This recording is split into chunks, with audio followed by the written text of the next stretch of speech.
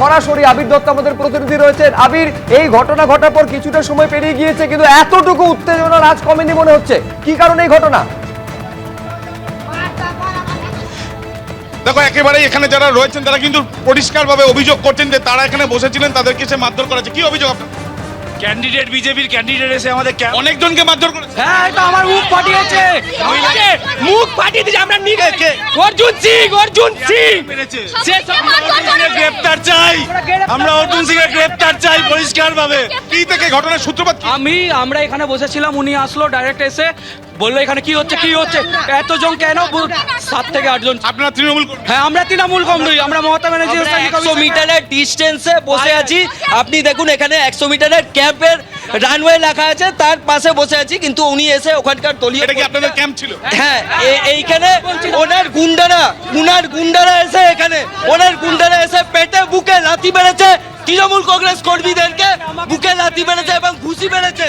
এইটা কি অর্জুন সিং এর? আমরা আজকে এই মঞ্চ থেকে দাঁড়িয়ে বলছি অর্জুন সিং এর ফাঁসি চাই, ফাঁসি চাই। আমরা দেখছি পুলিশ এখানে রয়েছে, প্রচুর সংখ্যায় পুলিশও এখানে রয়েছে, কিন্তু যারা বিক্ষোভ করছেন তাদের যেটা বক্তব্য যে তৃণমূল কংগ্রেসের এখানে কর্মীরা তারা এখানে বসেছিলেন তাদের ক্যাম্পে, অর্জুন সিং তিনি প্রার্থী এবং বেশ কয়েকজন এসে তাদেরকে মারধর করে, আচমকাই হামলা করা। আপনারাও এখানে বসেছিলেন? আপনি কাউন্সিলর? আমি নোয়াপাড়া টাউন টু সভাপতি তৃণমূলের, উত্তর ব্যারাকপুরে সিআইসি চেয়ারম্যান কাউন্সিল। আমরা একদম আপনাকে কি মারধর করা? আমাকে মেরেছে, অনেক মেরেছে, লাথি মেরে দিয়েছে।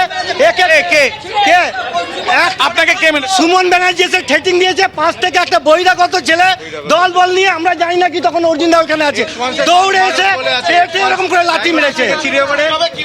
একদম আমি তুলতে পারছি না, পা তুলে লাথি মেরেছে না পুরো। মানুষ বলে, মানুষ গুন্ডা, ও আগে টিএমসি ছিল। ইতিমধ্যে আমরা দেখতে পাচ্ছি যে তৃণমূলের কাউন্সিলর তিনি বলছেন তাকেও মারধর করা হয়েছে। আপনাকে মারধর যখন করা হচ্ছে তখন অর্জুন সিং কি এখানে ছিলেন?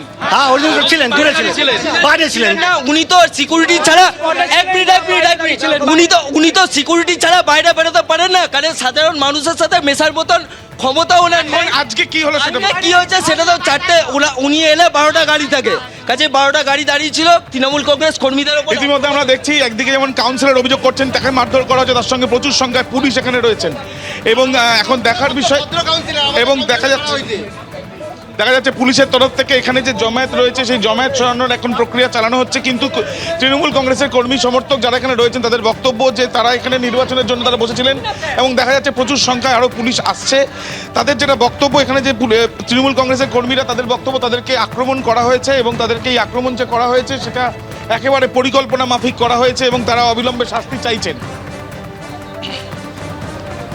ধন্যবাদ আবির। এবিপি আনন্দ, এগিয়ে থাকে, এগিয়ে রাখে।